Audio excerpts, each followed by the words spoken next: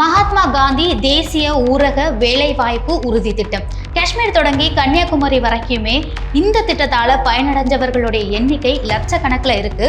இந்த நிலையில இந்த திட்டத்துல பல்வேறு அதிரடி மாற்றங்களை ஒன்றிய பாஜக அரசு கொண்டு வந்திருக்காங்க.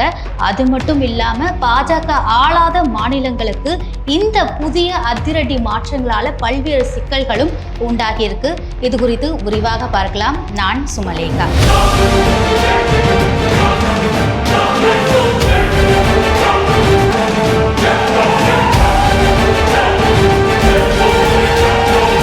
கிராமப்புறங்கள்ல வேலை வாய்ப்பை அதிகரிக்கிறது, பட்டியல் மற்றும் பழங்குடியினத்தை சேர்ந்தவர்களுக்கு வேலை வாய்ப்பை உருவாக்கி அவங்களுக்கு சரியான நேரத்துல ஊதியத்தை கொடுக்கிற ஒரு மிகப்பெரிய திட்டம் தான் இந்த மகாத்மா காந்தி தேசிய ஊரக வேலைவாய்ப்பு திட்டம்.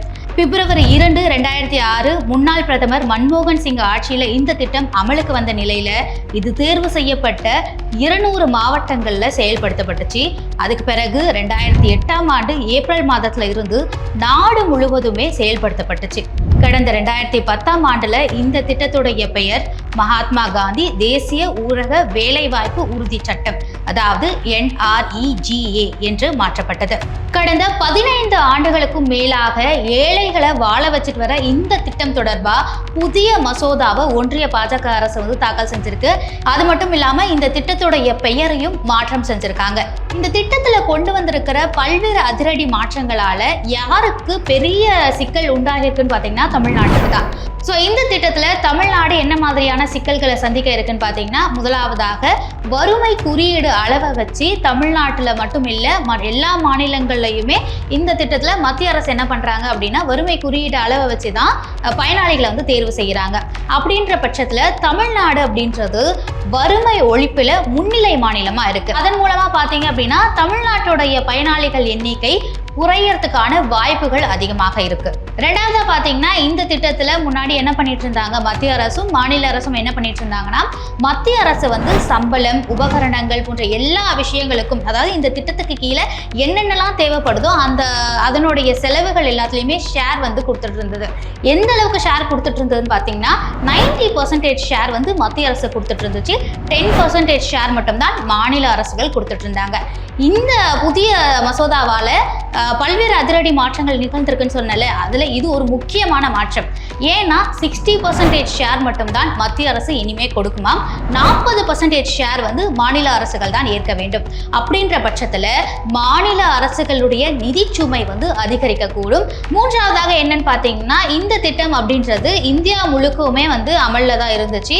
ஆனா இனிமே இந்த புதிய மசோதாவால எந்தெந்த மாநிலங்களை இந்த திட்டத்தை கொண்டு வரலாம் அப்படின்றத ஒன்றிய அரசு தான் முடிவு செய்யும் அப்படின்னு சொல்லப்படுது. அப்படின்ற பட்சத்துல ஒருவேளை தமிழ்நாட்டுக்கு இந்த திட்டம் தேவையில்லை, 100 நாள் வேலை திட்டம் தேவையில்லை அப்படின்றத மத்திய அரசு முடிவு பண்ணிட்டாங்க அப்படின்னா, இங்க பல லட்சம் பயனாளிகள், இங்க தமிழ்நாட்டுல மட்டுமே நிறைய பயனாளிகள் இருக்காங்க. குறிப்பா மற்ற ஸ்டேட்ஸை கம்பேர் பண்றப்ப தமிழ்நாட்டுக்கு தான் அதிக நிதி இந்த திட்டத்துக்கு கொடுக்கப்படுது. பயனாளிகளும் இந்த திட்டத்துல தான் அதிக அளவுல இருக்காங்க. ஸோ இவங்க இந்த எல்லா விஷயமே இதனால பாதிப்படையும் அப்படின்னு சொல்லப்படுது. நான்காவதாக பாத்தீங்கன்னா, இந்த திட்டத்தை நாங்க எல்லா ஸ்டேட்டுக்குமே தான் அமல்படுத்துவோம், தமிழ்நாட்டுக்கு மட்டும் அமல்படுத்த மாட்டோம், இல்லை பாஜக ஆளாத மாநிலங்களை அமல்படுத்த மாட்டோம் அப்படின்னு நாங்க சொல்லல. எல்லா ஸ்டேட்டுக்குமே தான் அமல்படுத்துவோம்னு ஒருவேளை பாஜக சொன்னுச்சு அப்படின்னா, அந்த திட்டத்துல யார் யாரை பயனாளிகளா செலக்ட் பண்ணணும் அப்படின்ற டிசிஷனை மத்திய அரசு தான் எடுக்கும் அப்படின்னு இதுல சொல்லப்படுது.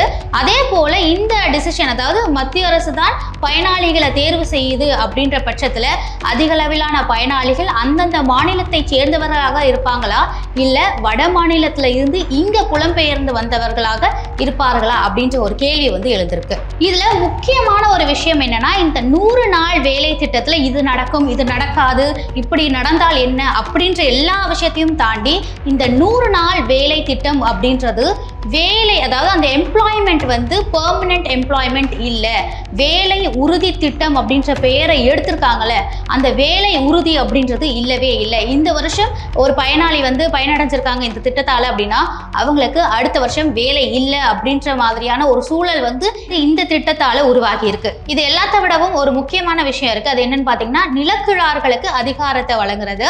அதாவது முன்னாடி இந்த வேலைவாய்ப்பு உறுதி திட்டத்துல என்ன மாதிரியான சூழல் இருந்துச்சுன்னா, கூலிகளை வந்து தொழிலாளர்களே வந்து டிசைட் பண்ணிக்கலாம், தங்களுக்கு இவ்வளவு சம்பளம் வேணும் அப்படின்னு அவங்க டிமாண்ட் பண்ணலாம். ஆனா இப்ப வரப்போற புதிய சட்டத்தால என்ன மாதிரியான சூழல் உருவாக போகுதுன்னா, நிலக்கிழார்கள் தான் அந்த கூலியை வந்து ஃபிக்ஸ் பண்ணுவாங்க, அவங்களுக்கு கீழே ஒரு அடிமையா இருக்கணும் அப்படின்ற ஒரு சூழல். வருஷத்துக்கு 2-3 மாசம் அந்த நிலக்கிழார்கள் தான் வந்து கூலியையும் அந்த தொழிலாளர்களை அடிமை மாதிரியும் நடத்துறதுக்கான பல்வேறு சூழல்களை மத்திய அரசு கொண்டு வந்திருக்கிற இந்த புதிய சட்டத்துல வந்து இருக்கு. ஸோ ஒன்றிய பாஜக அரசு அப்படின்றது கடந்த 10 ஆண்டுகளுக்கும் மேலாக, அதாவது 2 டேர்ம் அவங்க வந்து இருந்திருக்காங்க, இப்போ 3rd டேர்ம்ல அவங்க தான் இருக்காங்க. இத்தனை ஆண்டுகளும் மறைமுகமாக வந்து ஏழைகளுடைய வயிற்றுல அடிச்சிட்டு இருந்தாங்க. இப்போ டைரக்டாவே பல்வேறு மசோதாக்களை கொண்டு வந்து, பல்வேறு சட்ட திருத்தங்களை கொண்டு வந்து ஏழைகளுடைய வயிற்றுல அடிச்சிட்டு இருக்காங்க. இந்த நிலையில மத்திய அரசு கொண்டு வந்திருக்கிற இந்த திட்டத்துக்கு இந்தியா கூட்டணி வந்து இதை எதிர்க்கிற நிலையில அதிமுக இதுக்கு ஆதரவு தெரிவிச்சு மக்களவையிலும் மாநிலங்களவையிலும் பேசியிருக்கு. அதிமுகவுடைய இந்த செயல் அப்படின்றது மக்கள் விரோத செயல் தான் அப்படின்னு சொல்லலாம். இந்த நிலையில பாத்தீங்கன்னா, ஒன்றிய பாஜக அரசும் சரி அதிமுகவும் சரி ஏழைகளை ஏழைகளா ஆக்கிட்டு இருக்காங்க, பணக்காரர்களை இன்னும் பணக்காரர்களா ஆக்கிட்டு இருக்காங்க.